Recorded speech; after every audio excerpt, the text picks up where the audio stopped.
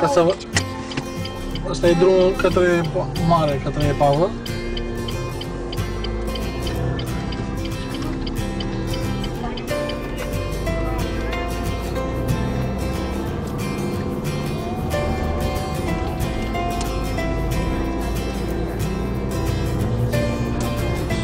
Punem un pic, da?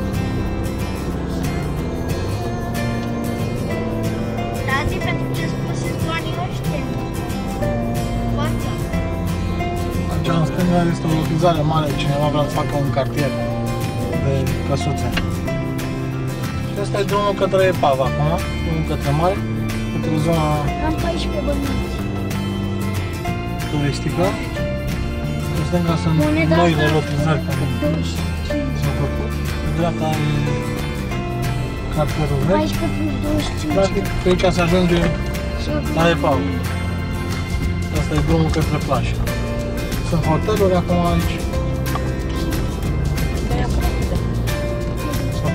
aproape de plajă. 900 de metri, exact cum la plajă. Ajunge exact la epavă. Se coboară la plajă.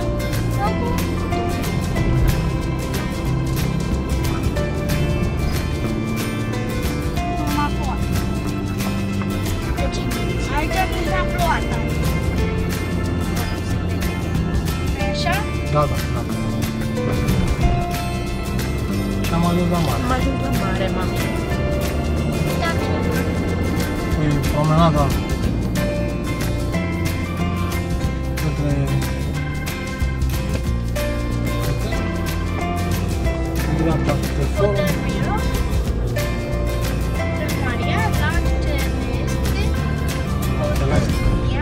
Și în fața este epava, ca să Mama, ajungem chiar până pe malul mării.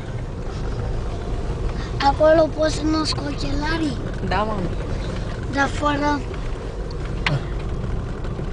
te ustură ochii. Asta e epava. Dar aici ai voie să noți? E grijă. Se coboară. Da. Epava. Și în partea asta altă e plaja Costinești. De ce